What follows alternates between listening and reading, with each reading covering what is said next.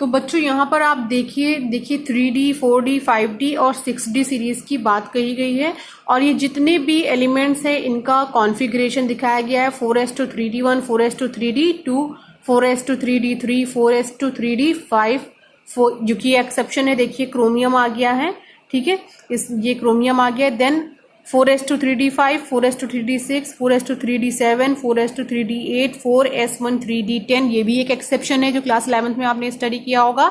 और लास्ट में जिंक आ रहा है आपका 4s2 3D10। ओके, तो ये लास्ट का जनरल इलेक्ट्रॉनिक कॉन्फ़िगरेशन मैंने लिख दिया है यहाँ पर। जो आप देखिए, एक तो ये एक्सेप्शन है जो क्लास 11th में आपने स्टडी किया होगा और एक ये एक्सेप्शन है, ठीक है। तो ये एक्सेप्शन बेटा क्यों अराइज हुआ है, क्योंकि देखिए जो आपका यहाँ पे 3D एंड 4s, ठीक है, 3D देखिए ये क्या है 3D है और ये क्या है 4s है।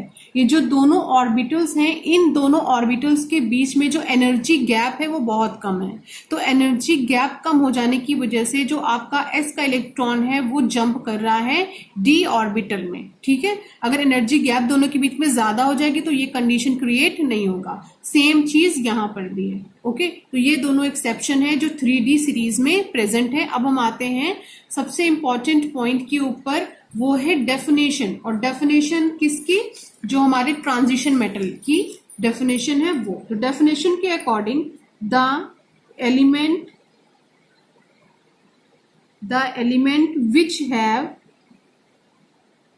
which have incomplete या इनकम्प्लीटली कर लीजिए, incompletely field d orbital in their ground state ये ऐसे है, ठीक है, state as well as oxidation state या कॉमन एक्साइटेड स्टेट भी बोल सकते हो, ठीक है, ऑक्सीडेशन स्टेट। तो जो डेफिनेशन है, डेफिनेशन के अकॉर्डिंग यहाँ पे हमें क्या समझ में आ रहा है कि जो ट्रांजिशन एलिमेंट है वो ट्रांजिशन एलिमेंट में जो आपका डी ऑर्बिटल है उसमें जो है, जो डी ऑर्बिटल में टोटल आप 10 इलेक्ट्रॉन्स को फिल कर सकते हो। तो ये डी ऑर्बिटल्स कैसा होना चाहिए, इनकम्प्लीट फिल होना चाहिए, यानी कि डी ऑर्बिटल में टोटल 10 इलेक्ट्रॉन्स नहीं होने चाहिए, ठीक है। ये इस डेफिनेशन का मतलब है। तो अगर आप यहाँ पे नॉर्मल वे में बात करें बिना एक्सेप्शन के, एक्सेप्शन आप हटा दीजिए, ये आपका क्रोमियम है, सॉरी जो कॉपर के एक्सेप्शन ये आप हटा दीजिए, तो नॉर्मली आपको ये देखने को मिल रहा है जो जिंक है, जिंक का जो डी ऑर्बिटल है ये तो कंप्लीटली फिल है कि नहीं, ये क्या है, कंप्लीटली फिल है, यानी कि ये जो ट्रांजिशन मेटल की कैटेगरी में नहीं है। लेकिन तब भी हमने इसको कहाँ पे रखा हुआ है, डी ब्लॉक के एलिमेंट में रखा हुआ है, देखिए। और सिर्फ ऐसा जिंक के साथ नहीं होगा, सेम प्रॉब्लम अराइज होगी जिंक के साथ, कैडमियम के साथ और मरकरी के साथ, दोनों के साथ, तीनों के साथ, सॉरी, ये प्रॉब्लम अराइज होगी, क्योंकि ये जो तीन हैं ये तीनों एक्सेप्शन है डी ब्लॉक एलिमेंट्स के।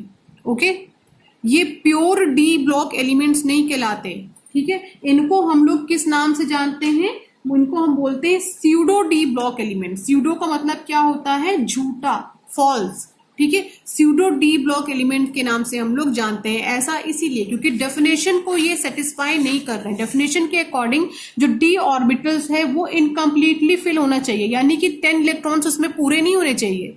डी ऑर्बिटल में 10 इलेक्ट्रॉन्स होने चाहिए, अगर 10 के 10 इलेक्ट्रॉन्स हैं तो ये तो कंप्लीटली फिल हो गया। लेकिन डेफिनेशन के अकॉर्डिंग क्या बातें चल रही हैं कि ये इनकम्प्लीट होना चाहिए, यानी 10 नहीं होना चाहिए। 9 होगा तो चलेगा, उससे कम जितना भी है सब चलेगा, लेकिन 10 नहीं होना चाहिए, ठीक है। ये 10 है, यानी कि ये तो पूरा कंप्लीट फिल है, जिसकी वजह से जिंक है, कैडमियम है और आपका मरकरी है। ये बहुत जगहों पर आप देखोगे ट्रांजिशन मेटल से काफी ज्यादा एक्सेप्शन शो करते हैं और इन्हें हम ट्रांजिशन मेटल की कैटेगरी में पढ़ते नहीं है। लेकिन हमने इसको इस ग्रुप में रखा इसलिए है क्योंकि डी ब्लॉक में वो सारे एलिमेंट हमने रखे हुए हैं जिनका जो लास्ट इलेक्ट्रॉन होता है वो डी ऑर्बिटल में एंटर करता है। तो इसका भी लास्ट इलेक्ट्रॉन डी ऑर्बिटल में एंटर करता है, जिस वजह से हमने इसको डी ब्लॉक एलिमेंट में रखा हुआ है। ओके, देखिए, और यही सेम केस कैडमियम के साथ भी है और यही सेम केस मरकरी के साथ है, दोनों के साथ ये सेम केस है।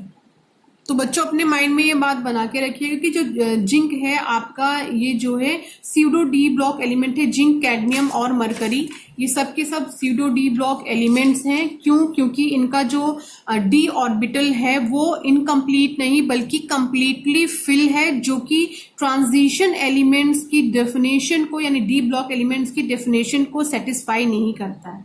ठीक है, लेकिन इसका जो लास्ट इलेक्ट्रॉन है, जिंक, कैडमियम और मरकरी, इन तीनों का जो लास्ट इलेक्ट्रॉन है वो एंटर करता है 3D सीरीज में, यानी 3D ऑर्बिटल में है, जिसकी वजह से हमने इसको रखा हुआ है डी ब्लॉक एलिमेंट में। ओके, तो बच्चों डी ब्लॉक को हम और आगे पढ़ने से पहले दो बेसिक कॉन्सेप्ट हैं उन्हें क्लियर कर लेते हैं, जो आपने क्लास 11th में भी स्टडी किया होगा। ठीक है, एक बार मैं आपको रिमाइंड कर दे रही हूँ।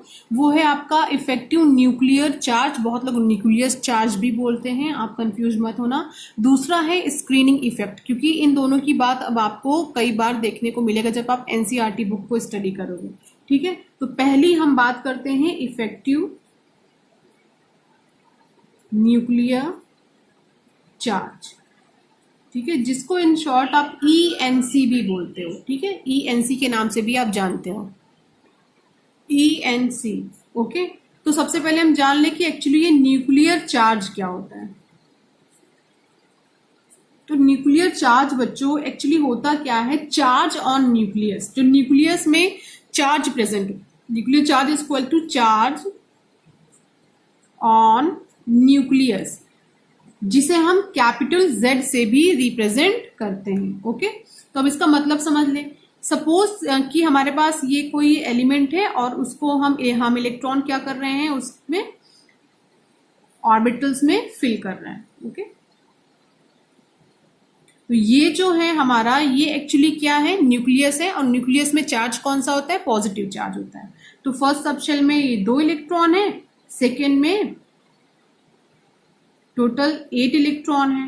ठीक है, ये 8 हमने फिल कर दिया। सपोज करते हैं कि जो हमारी आउटर शेल है इसमें 5 इलेक्ट्रॉन्स है। ठीक है, ये हम सपोज कर रहे हैं। ठीक है बच्चों, तो ये जो हमारा न्यूक्लियस है, इस पे जो चार्ज है वो न्यूक्लियर चार्ज कहलाता है। और इसका काम क्या होता है, ये जो न्यूक्लियर आपका चार्ज होता है ये इलेक्ट्रॉन को अपनी तरफ खींचता है, एक फोर्स लगाता है, जिसकी वजह से जो ये इलेक्ट्रॉन होते हैं ये एक पर्टिकुलर पाथ पे कंटिन्यू रिवॉल्व करते रहते हैं। ठीक है, वरना ये तो छोड़ के भाग जाए न्यूक्लियस को, कहीं भी चले जाए। भाई ऐसा कौन सा फोर्स है जिसकी वजह से ये इसके ही अराउंड रिवॉल्व करते रहते हैं। तो ये ऐसा इसलिए होता है कि इनके ऊपर न्यूक्लियस एक चार्ज लगाता है, यानी फोर्स ऑफ अट्रैक्शन लगाता है। ओके, तो इसका मतलब क्या है हमारा nuclear charge, it represent attraction on electron. ठीक है, ये क्या है, ये क्या रिप्रेजेंट करता है न्यूक्लियर चार्ज, ये क्या रिप्रेजेंट करता है, अट्रैक्शन ऑन इलेक्ट्रॉन, इलेक्ट्रॉन के ऊपर अट्रैक्शन है ये। ठीक है, इसके बाद हम बात करते हैं एटॉमिक रेडियस की। तो आपको तो पता ही होगा कि एटॉमिक रेडियस होता है, ये जो सेंटर होता है न्यूक्लियस का वो, और जो हमारा आउटर इलेक्ट्रॉन होता है, इनके बीच का डिस्टेंस ही क्या कहलाता है, रेडियस कहलाता है। ओके, तो अब ये जो हमारा न्यूक्लियर चार्ज है, ये न्यूक्लियर चार्ज जितना ज्यादा फोर्स लगाएगा इस आउटर इलेक्ट्रॉन के ऊपर, ये आउटर इलेक्ट्रॉन उसके उतना ही ज्यादा पास आ जाएगा। ठीक है, जब ये थोड़ा और पास आ जाएगा तो थोड़ा और पास रिवॉल्व करने लग जाएगा। ठीक है, तो हमारा जो साइज है वो क्या हो जाएगा, डिक्रीज हो जाएगा। ठीक है, साइज हमारा क्या हो जाएगा, डिक्रीज हो जाएगा। तो एक टर्मिनोलॉजी क्या है, न्यूक्लियर चार्ज की। तो न्यूक्लियर चार्ज जो अट्रैक्शन लगाता है इलेक्ट्रॉन के ऊपर, उसके थ्रू एक्चुअली होता क्या है, जो साइज होता है हमारे पर्टिकुलर एलिमेंट का वो डिक्रीज होता है। ठीक है, अब बात आती है स्क्रीनिंग इफेक्ट। देखिए मैंने ENC की बात अभी नहीं करी, केवल न्यूक्लियर चार्ज की बात करी है। अब आता है एक स्क्रीनिंग इफेक्ट। ठीक है, स्क्रीनिंग इफेक्ट एक्चुअली क्या होता है, भाई न्यूक्लियस ने चार्ज लगाया आउटर इलेक्ट्रॉन के ऊपर, फोर्स लगा रहा है जिसकी वजह से इलेक्ट्रॉन इसकी तरफ अट्रैक्ट हो रहा है, और जो इसके और पास आकर के रिवॉल्व कर रहा है, जिसकी वजह से साइज क्या हो रहा है, छोटा हो रहा है इस पर्टिकुलर एटम का। लेकिन आप ये भी तो देख रहे हो कि ये जो आपका इलेक्ट्रॉन है, ये आपका न्यूक्लियस है, इनके बीच में भी तो और इलेक्ट्रॉन्स प्रेजेंट हैं। तो ये जो इलेक्ट्रॉन्स प्रेजेंट हैं, ये इलेक्ट्रॉन्स इस बाहर वाले इलेक्ट्रॉन को क्या करते हैं, रिपल करते हैं, क्यों रिपल करते हैं? क्योंकि सेम चार्ज, आपको पता ही है, सेम चार्ज एक दूसरे को रिपल करते हैं। तो ये इलेक्ट्रॉन है, ये इसके पास आ तो जाए, लेकिन ये वाले जो इलेक्ट्रॉन्स बीच में प्रेजेंट हैं, ये इलेक्ट्रॉन क्या करते हैं, इस जो आउटर इलेक्ट्रॉन है इस पे फोर्स ऑफ रिपल्शन लगाते हैं। तो जो फोर्स ऑफ रिपल्शन है यही हमारा क्या कहलाता है? स्क्रीनिंग इफेक्ट कहलाता है। इस स्क्रीनिंग इफेक्ट की वजह से एक्चुअली होता क्या है, स्क्रीनिंग इफेक्ट की वजह से हमारा जो पर्टिकुलर एटम है उसका साइज क्या होता है? इंक्रीज होता है। तो एक चीज आप अपने दिमाग में बना लीजिए कि स्क्रीनिंग इफेक्ट की वजह से साइज इंक्रीज होता है, और जो न्यूक्लियर चार्ज है इसकी वजह से साइज पर्टिकुलर एटम का डिक्रीज होता है। अब बात आती है ये इफेक्टिव न्यूक्लियर चार्ज क्या है, ENC, ये क्या है? तो ये नेट न्यूक्लियर चार्ज है। ओके, तो ENC पढ़ने से पहले एक चीज आप क्लियर करिए कि यहाँ पर जो आउटर इलेक्ट्रॉन है ये दो तरह के फोर्स को फील कर रहा है। एक तो इस लग रहा है इसके ऊपर अट्रैक्शन, जो न्यूक्लियर चार्ज की वजह से अट्रैक्शन लग रहा है, इसको अपनी तरफ खींच रहा है साइज को छोटा करने के लिए पर्टिकुलर एटम के। और दूसरा फोर्स ये फील कर रहा है रिपल्शन, ये जो बीच में इलेक्ट्रॉन्स पड़े हैं ये सेम चार्ज की वजह से इसके ऊपर फोर्स ऑफ रिपल्शन लगा रहे हैं, जिसकी वजह से साइज इसका बड़ा हो रहा है। ओके, ये दो तरह के फोर्स को ये एक आउटर इलेक्ट्रॉन फील करता है। अब हम आते हैं, बात करते हैं अपने कॉन्सेप्ट पे। जो inner electron will repel outer electron due to same charge, ये हमने पता कर लिया। ठीक है, तो ड्यू टू दिस रिपल्शन, इस रिपल्शन की वजह से attraction on outer most electron is decreases. जो आउटर मोस्ट इलेक्ट्रॉन पे फोर्स ऑफ रिपल्शन लगा रहा है न्यूक्लियर चार्ज की वजह से जो लग रहा है वो डिक्रीज हो रहा है। ऑब्वियस सी बात है, अगर बीच में इलेक्ट्रॉन ना हो तो फोर्स ऑफ रिपल्शन ज्यादा लगेगा, लेकिन बीच में इलेक्ट्रॉन है और वो फोर्स ऑफ अट्रैक्शन ज्यादा लगेगा, लेकिन बीच में इलेक्ट्रॉन है तो वो फोर्स ऑफ रिपल्शन भी लगा रहे हैं। तो ओवरऑल समझ में क्या आ रहा है हमें कि जो फोर्स ऑफ आपका लग रहा है अट्रैक्शन फोर्स, वो थोड़ा कहीं ना कहीं कम हो जा रहा है। क्यों कम हो जा रहा है? क्योंकि बीच में क्या प्रेजेंट है, इलेक्ट्रॉन, और same charge force of repulsion भी डेवलप कर रहे हैं। ठीक है, तो जो हमारा ENC है ये एक्चुअली है क्या? ये है effective nuclear charge. It represent net attraction on outer most electron. ENC actually है क्या? नेट अट्रैक्शन है, net attraction on outer most electron. Okay, net attraction on outer most electron. ENC actually क्या है? Net attraction on outer most electron. तो आप ये समझिए कि जो ये न्यूक्लियस है जो आउटर इलेक्ट्रॉन के ऊपर अट्रैक्शन लगा रहा है, इस अट्रैक्शन को थोड़ा बहुत कम कौन कर दे रहा है? जो बीच में इलेक्ट्रॉन्स प्रेजेंट है, ये सेम चार्ज होने की वजह से आउटर पे फोर्स ऑफ रिपल्शन लगा रहे हैं। तो यहाँ पे बात ये खड़ी हो जाती है कि जो यहाँ पे दो आपको फोर्स दिख रहे हैं, एक फोर्स ऑफ अट्रैक्शन लग रहा है, ठीक है, और दूसरा लग रहा है फोर्स ऑफ रिपल्शन। इन दोनों में से कौन सा है जो डोमिनेटिंग फोर्स है? तो फोर्स ऑफ अट्रैक्शन हमारा डोमिनेट है, रिपल्शन हमारा कहीं ना कहीं फोर्स ऑफ अट्रैक्शन से कम होता है, और इन दोनों के बीच के डिफरेंस को ही हम क्या बोलते हैं? ENC, इफेक्टिव न्यूक्लियर चार्ज के नाम से जानते हैं। अब आपको क्लियर हो गया ENC क्या है? तो ENC किसको ओवरऑल रिप्रेजेंट कर रहा है? नेट अट्रैक्शन को। अट्रैक्शन वर्ड हमने इसीलिए लगा दिया, ENC नेट अट्रैक्शन को रिप्रेजेंट कर रहा है। क्यों? क्योंकि फोर्स ऑफ अट्रैक्शन हमेशा हमेशा ज्यादा होगा यहाँ पे फोर्स ऑफ रिपल्शन से। ठीक है, इसको इस चीज से समझिए, एग्जाम्पल दे रही हूं। तो ये जो नेट अट्रैक्शन है, नेट अट्रैक्शन यानी ENC है, ये क्या है? Attractive force, force minus repulsion या रिपल्सिव फोर्स, इन दोनों को माइनस कर दो तो आपको क्या मिल जाएगा? नेट अट्रैक्शन यानी ENC, इफेक्टिव न्यूक्लियर चार्ज आपको मिल जाएगा। तो आप एक एग्जाम्पल से इसको समझने की कोशिश करिए। सपोज करते हैं कि जो हमारा फोर्स ऑफ अट्रैक्शन है, ये फोर्स ऑफ अट्रैक्शन 20 न्यूटन का लग रहा है इस आउटर इलेक्ट्रॉन के ऊपर। ओके, अब ये जो बीच के इलेक्ट्रॉन्स हैं, जो न्यूक्लियस और आउटर इलेक्ट्रॉन के बीच में प्रेजेंट हैं, ये इलेक्ट्रॉन्स जो है, जो फोर्स ऑफ रिपल्शन लगा रहे हैं वो कितना है? 10 न्यूटन, क्योंकि मैंने आपको बताया डोमिनेटिंग कंडीशन में हमेशा फोर्स ऑफ अट्रैक्शन ही होगा, रिपल्शन हमेशा फोर्स ऑफ अट्रैक्शन से कम ही होगा। ओके, तो ये क्या हो गया, 10 न्यूटन हो गया। तो ओवरऑल आप देखो तो आपके पास बचा क्या, 20 माइनस 10, यानी 10 यहाँ पे अट्रैक्शन फोर्स आपके पास बचा। ठीक है, यहां का अट्रैक्शन का 10 और रिपल्शन का 10 तो कैंसिल हो गया, तो आपके पास बचा क्या, केवल 10 अट्रैक्टिव फोर्स आपके पास बचा। इसीलिए हम ईएनसी को क्या नाम देते हैं, net attractive attraction on outer most electron. Okay, तो अब हम आते हैं डायरेक्ट इसके फॉर्मूले के। नेट अट्रैक्शन को हम क्या बोलते हैं, ZEF। Z को आपको पता है न्यूक्लियर चार्ज, और E का मतलब effective nuclear charge is equal to capital Z। Attraction force किसको रिप्रेजेंट कर रहा है, न्यूक्लियर चार्ज को। न्यूक्लियर चार्ज ही अट्रैक्शन फोर्स इलेक्ट्रॉन के ऊपर लगाता है, Z। और रिपल्सिव फोर्स यानी आपको मैंने भी बताया था स्क्रीनिंग इफेक्ट, जिसको हम किससे रिप्रेजेंट करते हैं, सिग्मा से। तो सिग्मा ओवरऑल होता क्या है, स्क्रीनिंग कांस्टेंट होता है। तो ENC एक्चुअली क्या है, net attraction on outer most electron. Okay, अब इसी से कोरिलेट करके हम अपना नेक्स्ट टॉपिक स्टडी करने जा रहे हैं, वो है atomic size of D block elements. Okay,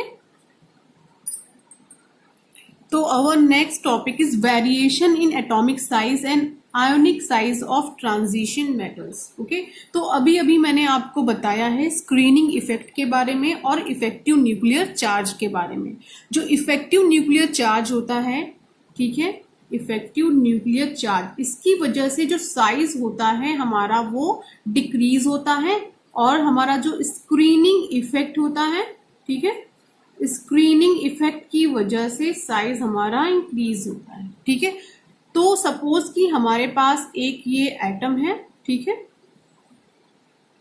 जिसके पास कितने शेल हैं, टोटल 3 शेल हैं। ओके, एक एग्जांपल लेकर आपको बता रही हूँ। 3 शेल है, फर्स्ट में आपका वही पुराना 2 इलेक्ट्रॉन, और मिडिल में टोटल 8 इलेक्ट्रॉन, और आउटर इलेक्ट्रॉन केवल 1 है। ओके, ये एग्जाम्पल ले रही हूँ, एक एग्जाम्पल कंसीडर कर रही हूँ। ठीक है, तो आप एक बात मुझे बताओ, स्क्रीनिंग इफेक्ट या आपका इफेक्टिव न्यूक्लियर चार्ज कब ज्यादा होगा। जो ये आपका न्यूक्लियस है, ये जो फोर्स ऑफ अट्रैक्शन इस आउटर इलेक्ट्रॉन पर अपनी तरफ लगाता है, ये कब ज्यादा लगाएगा, ये ज्यादा तब लगाएगा जब अंदर इलेक्ट्रॉन्स जो फिल हैं ये कम हो। ठीक है, ये अपने माइंड में रखाइए। ये जो इनर इलेक्ट्रॉन्स हैं जो आपको दिख रहे हैं, इनर इलेक्ट्रॉन्स, जब ये कम होंगे तो ऑटोमेटिक ये जो इफेक्टिव न्यूक्लियर चार्ज है, जो फोर्स ऑफ अट्रैक्शन लगाएगा आउटर इलेक्ट्रॉन के ऊपर, ये ऑटोमेटिक ज्यादा होगा। यानी कि जो इलेक्ट्रॉन्स हैं, अगर इलेक्ट्रॉन्स कम होंगे तो इफेक्टिव न्यूक्लियर चार्ज ऑटोमेटिक ज्यादा होगा, और स्क्रीनिंग इफेक्ट क्या होगा, कम होगा। ओके, अब हम बात करते हैं किसकी, अपनी 3D सीरीज की। जितना भी हम पढ़ेंगे वो 3D सीरीज में ही पढ़ेंगे।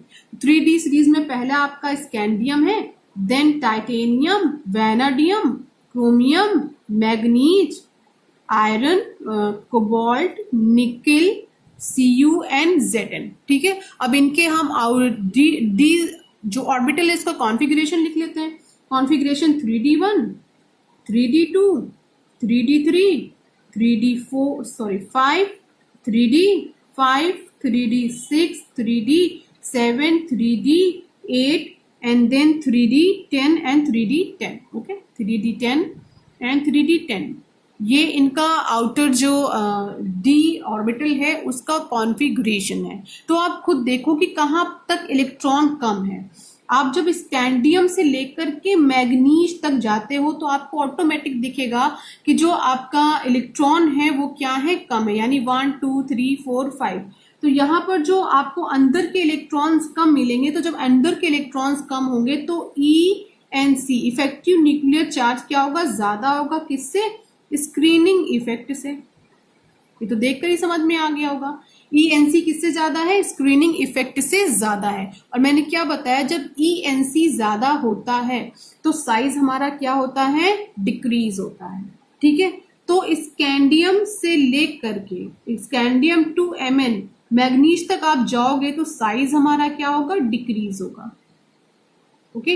इसके बाद आप आयरन से निकल तक की बात करोगे तो यहाँ पर आप देखोगे कि ENC जस्ट इक्वल हो गया स्क्रीनिंग इफेक्ट के। तो यहाँ पर जो तीनों हैं आयरन, कोबाल्ट, निकिल, इनका साइज में आपको कोई वेरिएशन नहीं मिलेगा, साइज ऑलमोस्ट सबका कैसा होगा, इक्वल होगा। ठीक है। इसके बाद Cu और Zn की आप बात करोगे तो Cu Zn के केस में यहाँ पे screening effect is more than effective nuclear charge. ठीक है। इफेक्टिव न्यूक्लियर चार्ज कम होगा और स्क्रीनिंग इफेक्ट ज्यादा होगा, जिसकी वजह से जो जिंक है, जिंक का साइज क्या होगा, बड़ा होगा एज कंपेयर टू Cu।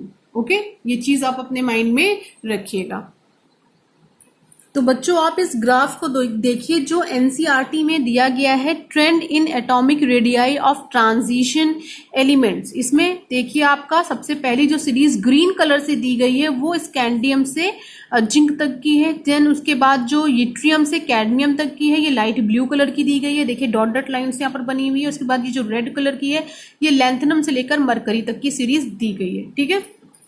इन तीनों ही ग्राफ को देखकर आपको एक चीज समझ में आएगी कि जब आप स्कैंडियम में जाते हो तो साइज क्या होता है, ज्यादा होता है, टाइटेनियम में और कम होता है, वेनेडियम में और कम होता है, क्रोमियम में और कम होता है और मैग्नीज में और कम होता है। तो धीरे धीरे जब आप स्कैंडियम से मैग्नीज तक आते हो तो साइज क्या हो रहा है, कंटिन्यू डिक्रीज हो रहा है। सेम ट्रेंड आपको यट्रियम से लेकर के TC तक भी देखने को मिलेगा और La से लेकर के आपको ये Re तक भी देखिए देखने को मिलेगा। उसके बाद आप आएंगे तो Fe में, कोबाल्ट में और निकल में। तो ये क्या है, Fe, कोबाल्ट, निकल, ऑलमोस्ट साइज आपको यहाँ पर सेम मिलेगा तीनों को। Ru, RHPD देखिए, Ru, RHPD ऑलमोस्ट सेम है। OS, IRPT, OS, IRPT, तो यहाँ पे साइज आप देखोगे इन तीनों यानी बीच वाले तीनों का साइज आपको सेम मिलेगा। इसके बाद आप आएंगे Cu से जिंक की तरफ, तो ये Cu का सिंबल है और ये जिंक का। तो Cu से Zn की तरफ जब आप जाओगे तो जिंक का साइज आपको ज्यादा मिलेगा, यानी Ag से ज्यादा बड़ा साइज किसका होगा, Cd का, और Au से ज्यादा बड़ा साइज होगा Hg का। ओके। तो बच्चों ऐसा इसलिए क्योंकि इफेक्टिव न्यूक्लियर चार्ज यहाँ पर ज्यादा है स्क्रीनिंग इफेक्ट से। देन यहाँ पर आपका effective nuclear charge is equal हो गया स्क्रीनिंग इफेक्ट के। देन आपका स्क्रीनिंग इफेक्ट जो है यानी फोर्स ऑफ रिपल्शन ज्यादा हो गया है फोर्स ऑफ अट्रैक्शन से, तो जिंक का साइज यहाँ पे बड़ा हो गया है और कॉपर का साइज यहाँ पर छोटा हो गया। ठीक है। तो आज के लेक्चर में बस इतना ही। अब हम नेक्स्ट लेक्चर में दूसरे टॉपिक के साथ बात करेंगे, उसके ऊपर हम डिस्कस करेंगे। Okay, thank you class.